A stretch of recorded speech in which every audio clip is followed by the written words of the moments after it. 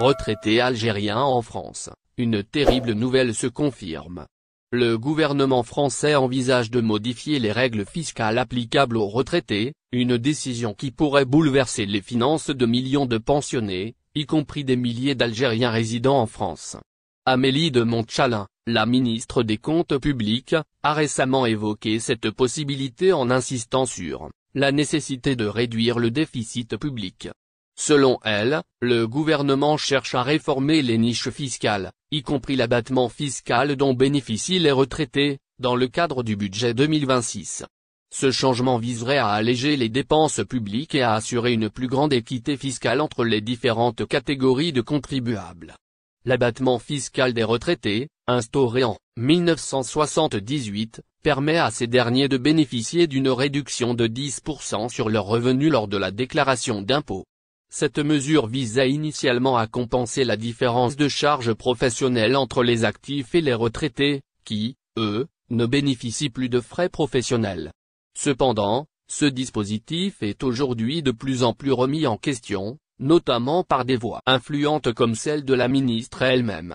Dans une interview accordée au journal Le Parisien, Amélie de Montchalin a estimé qu'il était aberrant de maintenir cette exonération pour les retraités alors que les actifs ne bénéficient pas de telle largesse fiscale.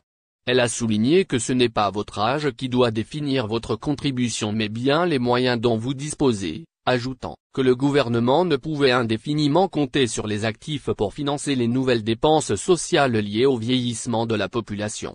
Cette remise en cause du dispositif inquiète de nombreux retraités, notamment ceux dont les revenus sont modestes. Si l'abattement venait à être supprimé, cela entraînerait une augmentation de l'impôt pour une partie des 9 millions de retraités, dont beaucoup sont non imposables à ce jour. Certains pourraient même se retrouver à devoir payer des impôts, alors qu'ils en étaient auparavant exemptés.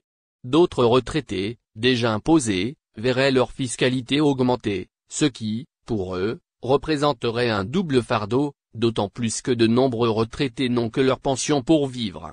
Les critiques de cette mesure ne viennent pas uniquement des retraités. Des figures politiques et patronales se sont également élevées contre la suppression de cet abattement. Le président du MEDEF, Patrick Martin, a qualifié cette exonération fiscale de contre-nature et d'aberrante, soulignant que cela représentait un coût annuel de 5 milliards d'euros pour l'État. De son côté, le président du Conseil d'orientation des retraites, COR, Gilbert Sette, a également exprimé son soutien à cette suppression, arguant que la situation des retraités avait changé depuis l'instauration de cette mesure et qu'il était désormais nécessaire d'adapter la fiscalité en conséquence. Cependant, pour les associations représentant les retraités, la suppression de l'abattement fiscal n'est pas qu'une question d'équité. L'INSA retraité a exprimé sa préoccupation dans un communiqué, soulignant que l'abattement de 10% appliqué aux retraités n'avait rien à voir avec la déduction fiscale pour frais professionnels dont bénéficient les actifs. Selon cette organisation, la suppression de cet abattement augmenterait considérablement la contribution fiscale de 9 millions de retraités, dont une grande partie ne dispose pas de revenus élevés. Ces retraités, qui comptent souvent sur leur pension pour subvenir à leurs besoins quotidiens, se retrouveraient alors dans une situation financière encore plus précaire. Ce débat sur l'abattement fiscal soulève également des préoccupations spécifiques pour la communauté algérienne en France, qui compte un nombre important de retraités. Nombre d'entre eux, ayant travaillé en France pendant de nombreuses années, vivent avec des pensions relativement modestes et bénéficient de cet abattement pour alléger leurs charges fiscales. Une suppression de cette mesure pourrait donc avoir des conséquences dramatiques pour ces retraités, qui risqueraient de voir leur niveau de vie encore plus affecté. D'autant plus que de nombreux retraités algériens sont déjà confrontés à des défis économiques liés à leur statut de pensionné en France. Dans ce contexte, la décision d'amputer les avantages fiscaux des retraités, y compris les Algériens de France, pourrait devenir un point de friction majeur lors des négociations à venir sur la réforme fiscale. Alors que le gouvernement justifie cette réforme par la nécessité de réduire un déficit public en hausse, la question de l'équité fiscale pour les retraités demeure un sujet sensible, notamment pour ceux dont les revenus sont déjà faibles. Dans les mois à venir, cette question pourrait donner lieu à des débats houleux entre les différents acteurs politiques et sociaux, chacun ayant ses propres intérêts à défendre dans sa Loyer en France. Enfin, une bonne nouvelle pour les Algériens.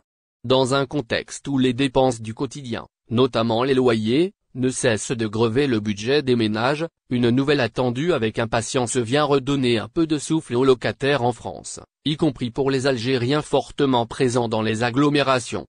Ce mardi 15 avril 2025, l'Institut national de la statistique et des études économiques, INSEE, a publié les derniers chiffres de l'indice de référence des loyers, IRL, révélant un ralentissement significatif de sa progression pour le premier trimestre de l'année. Fixé à 145, cet indice n'enregistre qu'une hausse de 2% sur un an, par rapport à l'IRL du premier trimestre 2024. Cette évolution, bien que modeste, constitue une embellie, après plusieurs trimestres marqués par des augmentations plus agressives. Il s'agit en réalité de la plus faible progression observée depuis plus de 3 ans, une tendance qui devrait se traduire par des hausses bien plus contenues à partir du deuxième trimestre 2025. Loyer des Algériens en France. En quoi consiste l'IRL? L'IRL, publié chaque trimestre, est un outil essentiel dans la relation locataire-propriétaire. Son rôle est de fixer la revalorisation maximale qu'un bailleur peut appliquer à un loyer lors de la date anniversaire du contrat de location. Cette revalorisation est calculée en se basant sur l'évolution des prix à la consommation hors tabac sur les 12 derniers mois. Il ne s'agit pas d'une augmentation automatique, car elle ne peut être appliquée que si le bail comporte une clause d'indexation spécifiant cette possibilité. En l'absence de cette mention, aucun ajustement ne peut être exigé par le propriétaire. Ce détail est important, notamment pour les nombreux locataires algériens qui, parfois peu informés des subtilités du droit locatif français, doivent redoubler de vigilance quant aux termes inscrits dans leur contrat. Dans les faits, cette hausse de 2% représente un effort modéré pour les foyers. Si l'on prend l'exemple d'un studio de 24 mètres carrés dont le loyer charge comprise atteint 561 € en moyenne selon le site spécialisé Loc Service, l'augmentation applicable au deuxième trimestre 2025 serait de 8 € par mois. Pour un appartement de type T2, soit environ 42 mètres carrés pour un loyer moyen de 758 €, la hausse maximale atteindrait 10 €. Même pour une maison avec un loyer mensuel de 1080 €, l'augmentation ne dépasserait pas les 15 €. Des montants certes en hausse, mais loin des pics connus les années précédentes, notamment en 2023 lorsque le gouvernement avait dû instaurer un plafonnement exceptionnel à plus 4% pour freiner l'inflation galopante. Ce ralentissement des loyers n'est pas sans importance pour les Algériens et leurs familles, qui résident en France. Présentes notamment en Île-de-France, à Lyon, Marseille, Lille ou Toulouse, ces familles subissent comme les autres la pression sur le logement, souvent exacerbée dans